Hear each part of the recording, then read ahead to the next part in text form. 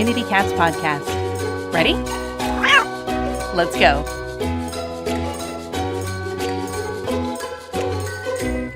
Welcome to the Community Cats podcast. I'm your host, Stacy LeBaron. I've been involved helping homeless cats for over 20 years with the Merrimack River Feline Rescue Society.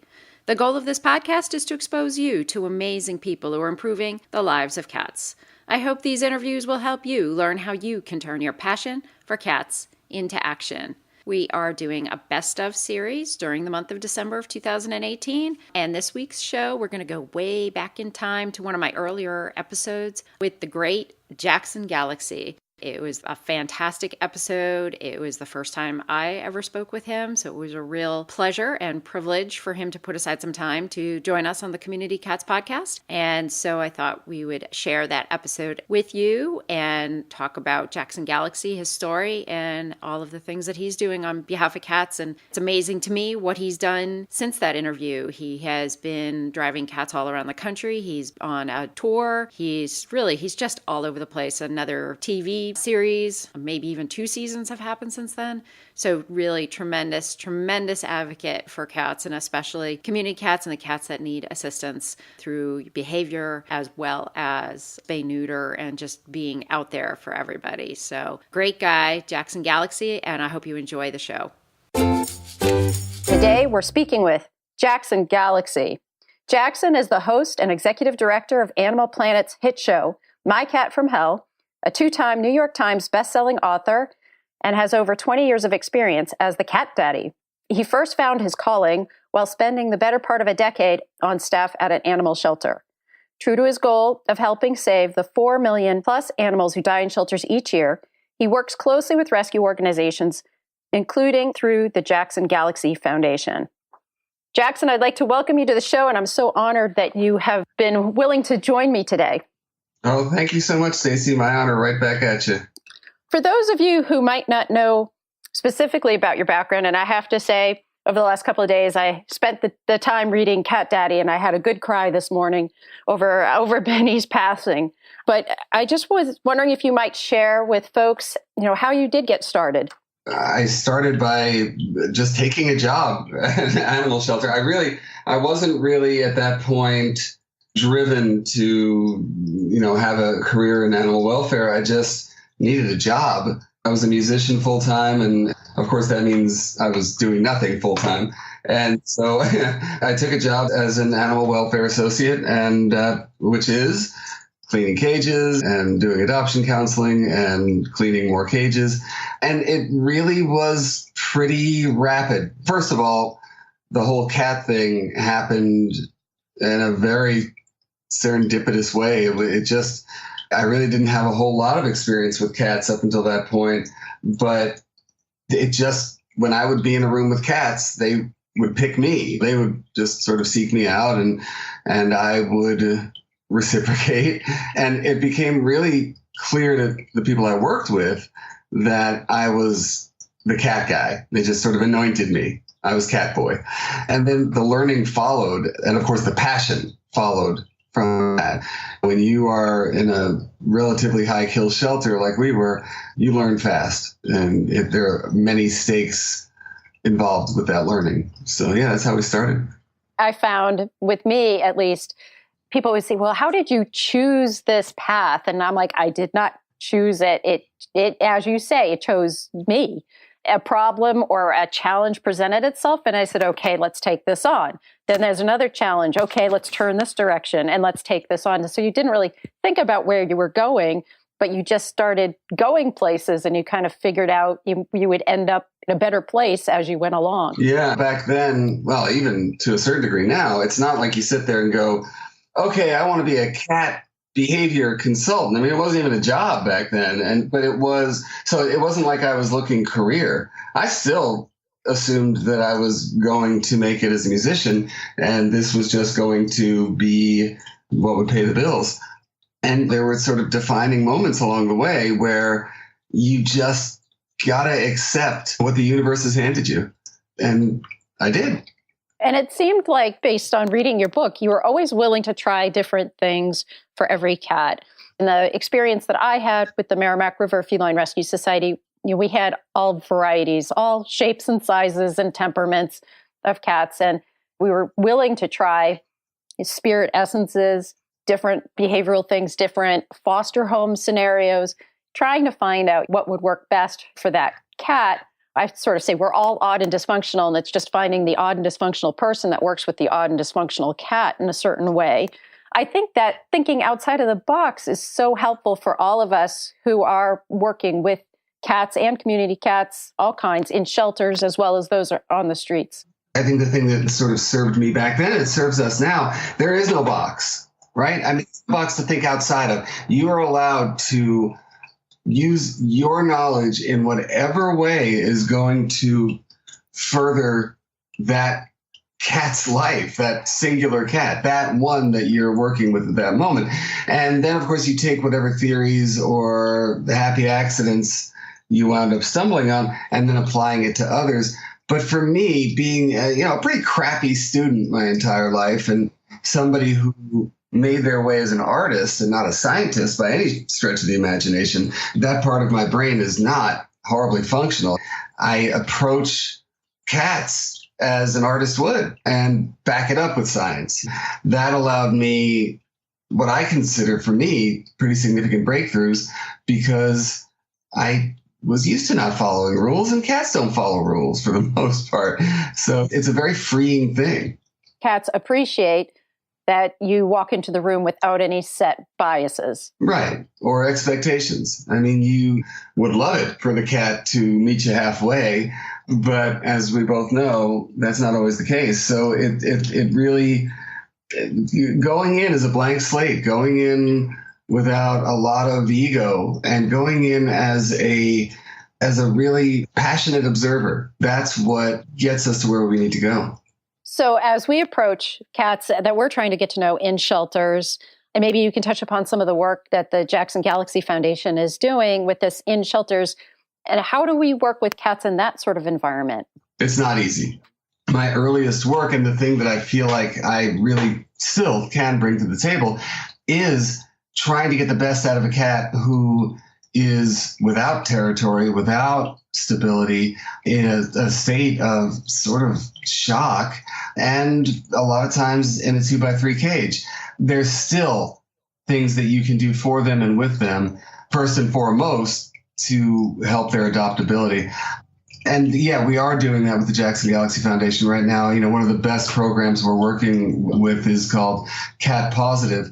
And Cat Positive takes the techniques that I used in terms of positive reinforcement with cats in cages and got them to turn around, got them to quote unquote sell themselves, got them to feel their cat mojo again, to find some confidence, and just as importantly, to get the staff and volunteers and foster parents a sense of purpose as they work with these cats, and not just sort of comforting them, which I think we all sort of fall into if given the chance. So Cat Positive has been a great success. We are now in our second round of shelters. I was just in Philadelphia a few days ago, and I got to meet up with the folks at ACT in Philly, and wow, that was amazing. I mean, to see how these simple techniques are getting these cats adopted, getting them in a lot of ways out of that sort of shocked shell they're in,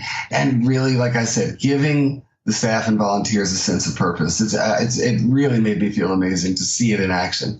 Are there a couple of tips that you could share from that program that might be beneficial for all of us? Learning clicker training and realizing that positive reinforcement work, clicker training, is applicable to all species, not just dogs.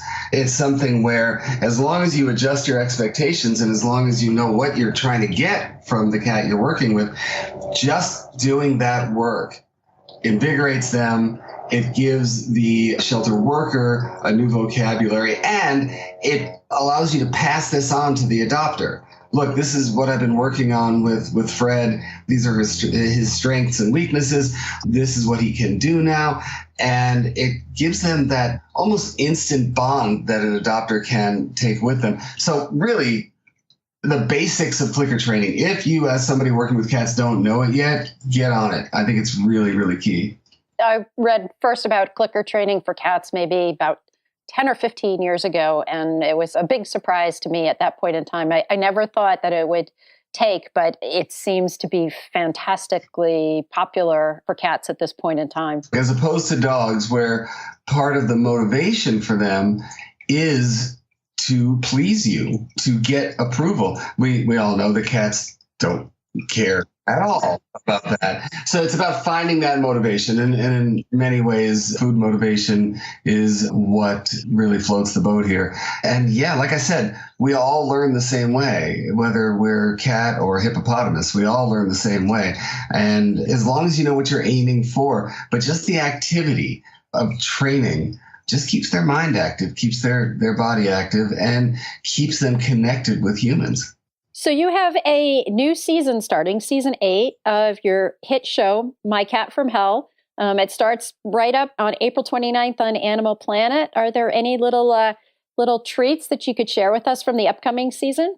One of the things that I've really found very pleasing to me as the seasons have gone on, and as I've been able to sort of push the agenda a little bit, is that our work with community cats has gotten much more present, and shelter animals as well. Each season we've done at least one episode that featured TNR or really shining a light on community cats.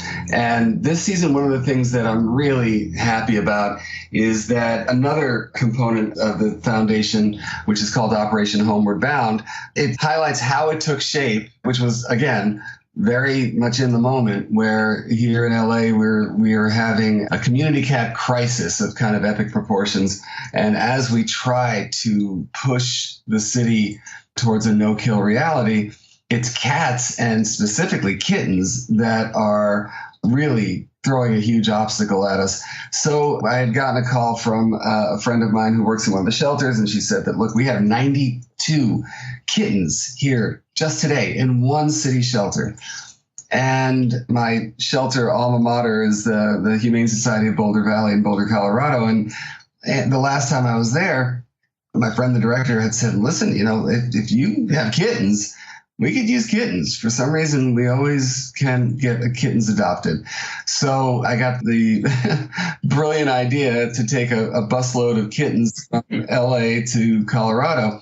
And in the show, it was our second homeward bound run, where me and Hannah Shaw, the Kitten Lady, took a trip with 50 kittens in a van from here to Colorado. And it's a story about that save and getting them adopted in Boulder. And it was it's a full hour episode, and it's something that I'm really proud of, because we are bringing the crisis to the forefront, but in a way where I think we're sending that really loud and clear message that, hey, you can do something. This is not something that we sit there and bemoan. We're at a point in our development as compassionate beings that we can change something immediately. Sure, putting 50 kittens in a van and driving them 20 hours is a little much of a big thing. There is something that you can do, and that's the message that we're sending out there very loudly. And being able to have the platform that is Animal Planet and the Discovery Network is something that I'm really incredibly grateful for. Today's episode is sponsored by Space Kitty Express, your one-stop shop for exotic cat drugs. Everyone's heard of catnip, but what about valerian root, Tatarian honeysuckle, or silver vine? Space Kitty Express specializes in offering these hard-to-find catnip alternatives, both in their herbal form and stuffed into a variety of reusable toys. Their herbs are 100% pure, not like those quote-unquote catnip blends you might find in a pet store. Their Tartarian honeysuckle wood is cut fresh and kept frozen to lock in its citrusy scent. Their silver vine exudes a mintiness that tingles the nostrils.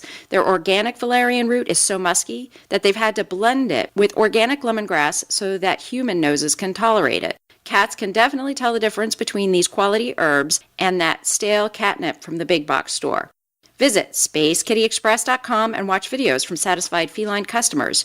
Use coupon code CommunityCats, all one word, at checkout to receive 10% off your purchase. That's SpaceKittyExpress.com with coupon code CommunityCats. Doesn't your cat deserve the best? Spoil them today at SpaceKittyExpress.com. Did you miss the 2018 online cat conference that we held in January? Or would you like to share some of the conference webinars with friends? You can now purchase the presentations and share them with colleagues and friends. Just visit our recordings page, which is under the Resources tab, to access webinars from some of the leading personalities in feline welfare today. They're sure to give you and your cat-loving friends great ideas on ways to help even more cats. Check it out at www.communitycatspodcast.com. It's so wonderful to hear about thinking about different solutions, how to think outside of that box. It's always thinking outside of that box for your community cats. Every community has different challenges. LA has different challenges from New York City, from Chicago, from Miami. They all have different challenges, but yet they all have the same community cats. And they have their different tools in the toolkit that you need in order to be able to be successful, to help reduce that population, to help reduce the number of kittens who come into shelters. And each city has their own package of resources that they need to either expand or develop.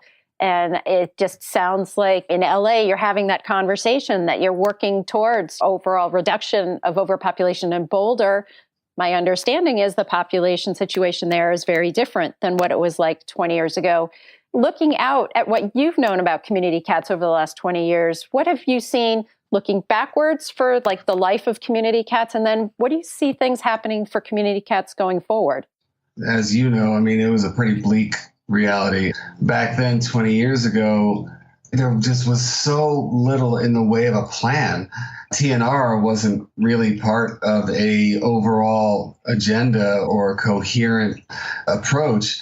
And a lot of cats were still being rounded up and brought to shelters where, of course, they died. What we see now for people like you and I who have been a part of this for 20 years is so exciting, because at the same time that education is really taking root, awareness is taking root, people are aware of the cats that they share their community with. They're taking ownership of those cats, meaning that they say, okay, this is my community cats, what can we do? I was just in New York doing a cat camp, a great gathering of like-minded people having a great time. And the community cat message there is being felt loudly and clearly. The Mayor's Alliance of New York, the Feral Cat Initiative in New York, they certify anybody to come on in there and become certified in TNR and lead efforts in their community to take control of this situation. We featured the Feral Cat Initiative on an episode of My Cat from Hell last year, and it was an amazing thing. There was one guy and his dad living on Staten Island in the most horrible situations, sitting there helplessly, sorry to get graphic, but picking frozen kittens off the street and having that turnaround, just a little bit of education coupled with the compassion they already felt and the know-how from the Mayor's Alliance. And boom, that guy is now teaching throughout Staten Island and trapping throughout Staten Island. People want to make a difference. They want to help. They just need a way forward. I think that that's what unites New York, LA, Miami, Chicago, and every place else in between, is that as long as there is available resources, people who will just teach you how to trap, traps for rent, a hotline of some sort where people can get the information so they don't feel helpless, then these community cats will live. And I think that that's where I see us going, is that we will, at some point, of course, get a handle on this. And that's one of the reasons I'm still working, is because I want to see the life of community cats be exposed and to be bettered. And I think that one purpose that I have when I started this show was to make the concept of trap, neuter, return commonplace. It's what you did. You didn't question it as an alternative. It's just what we do. It's what we do with our community cats, that it becomes part of our common language, and it can be neighbor to neighbor. It doesn't have to be, oh, I have to go to the shelter, or I have to find this from an animal control officer or from some specific resource. It's that it's just embedded in the community. And that's sort of my dream, is that if people are going to a food shelf to pick up food for themselves, and ideally pick up food for their cats and their dogs, and if they have some cats they're feeding in their backyard, that's where they're going to find the resources, information out about trap neuter return program or the low-cost spay neuter clinic nearby where they can get traps and get the cats trapped. So, I just want it to be so much out there. And I think obviously you do too. It's just out there so that it's available and we just keep spreading it and spreading it and spreading it. So it just becomes part of our culture. The thing about thinking outside the box is so important. Anybody can take what they know and get it out there in a novel way. I walk around with one of my foundation shirts, which says in letters larger than life, trap, neuter, return.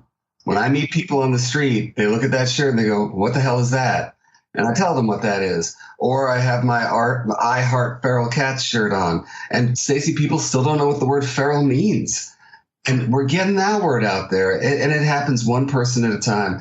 One of the things that is so important, and this is one of the real platforms of the foundation's goals, is that for trappers, historically, it's a crappy life. It's solitary. There was very little in the way of a feeling of community among trappers and people who worked TNR for no money and in the dead of night and in really crappy neighborhoods and having that feeling of a treadmill. They would never stop.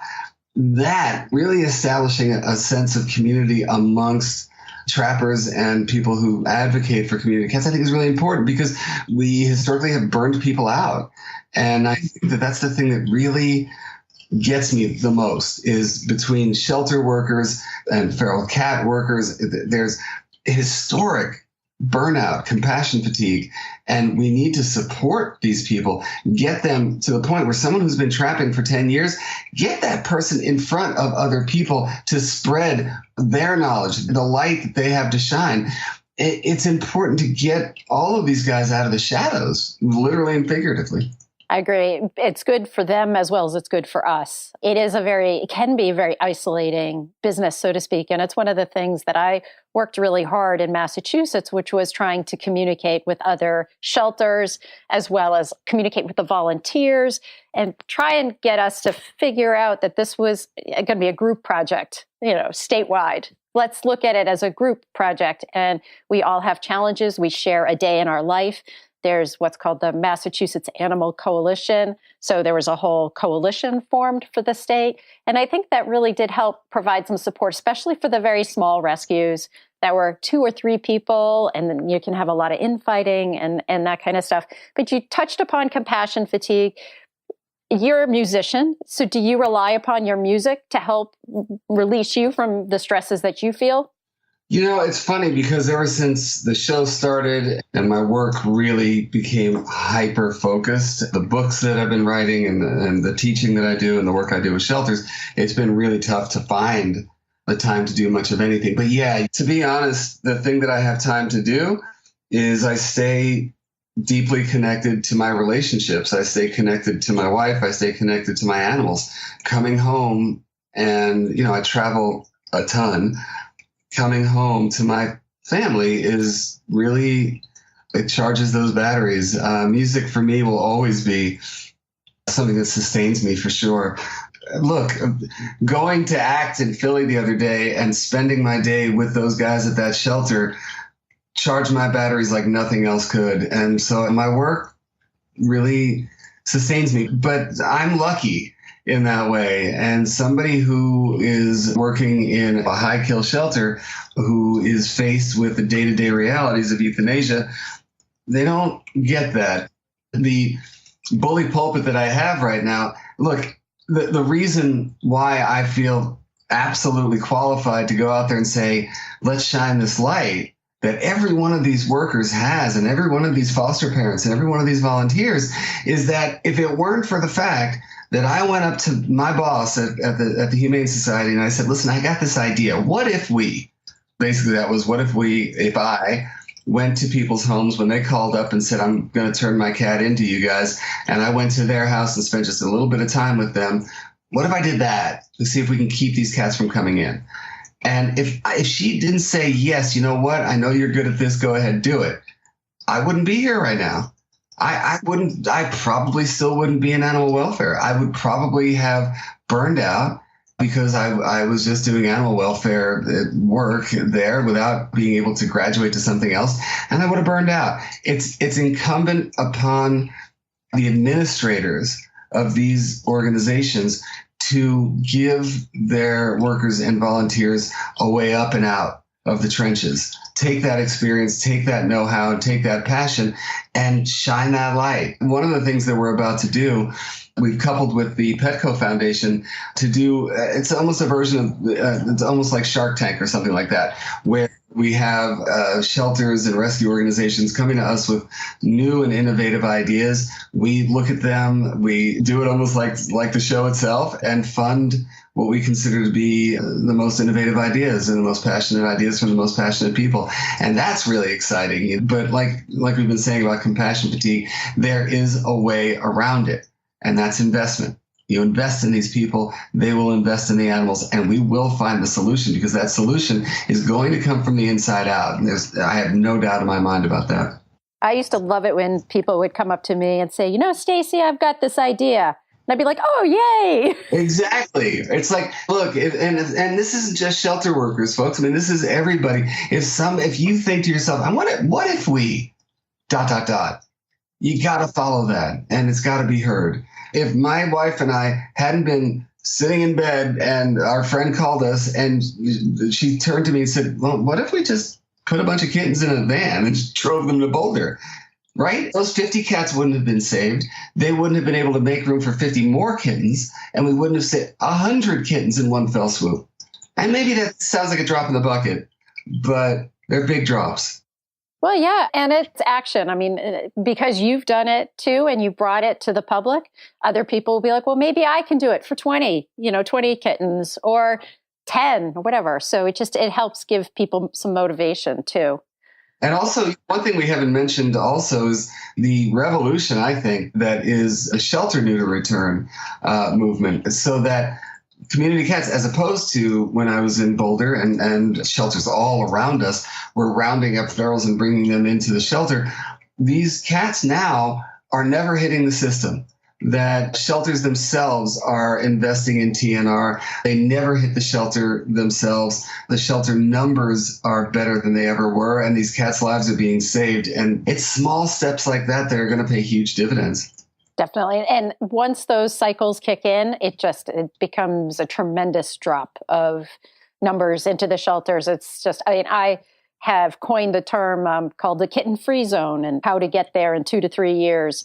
I've done it with several communities, and they're like, in the beginning, there's no way we're not going to see kittens. And then 3 years later, they're like, what is a kitten? We don't see anymore, that kind of thing. It's amazing, right? I mean, we saw it initially in San Jose. That was one of the best large-scale experiments with SNR, where their numbers turned around almost overnight. It was so easy that we almost thought, well, what are we doing wrong here? Like, what, are we missing something? Because again, it's just a matter of someone saying, what if we did this? Jackson, if folks are interested in finding out more about the foundation and also about your show, your upcoming season, how would they do that? Well, as far as the foundation goes, I'd love for you to go to the jacksongalaxyfoundation.org and find out more about how you can help in your community, and of course how you can help us spread that word. Take a look at us on all of the social media outlets. We're everywhere right now, and we're doing some exciting things. But of course, we can't do those exciting things without you guys.